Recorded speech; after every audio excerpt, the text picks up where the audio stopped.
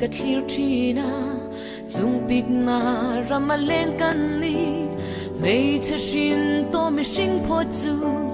dam chung ni a rei si lo param bulai ni te umma se rei lo te an na choi le chi kumhlun tu reng an lo ve lim kha yang in an ral chin a rei na chu thorim na le lung ai na mai ani o lal pa i pa ngai te ko vela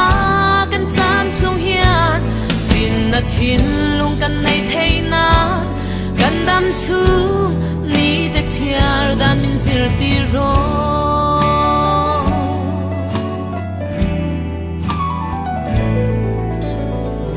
dana thiang lim na umin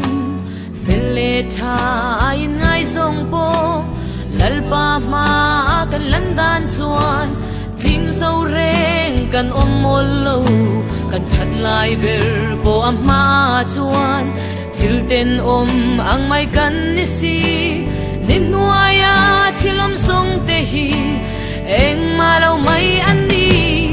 a rei na chu thorim na le lung ai na mai ani o lal pa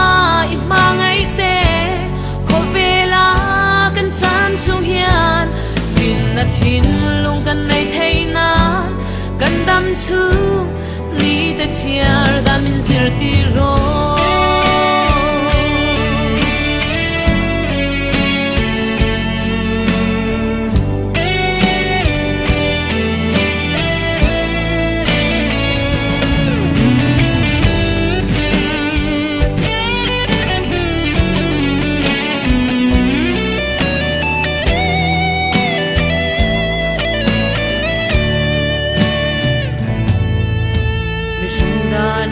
thiang him na umin vele tha in ngai song po lalpa ma kan landan chuan thing zo reng kan mol lo kan that lai ber po ama chuan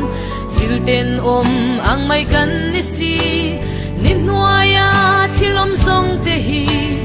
eng ma lo mai an ni a rei na chu thorim na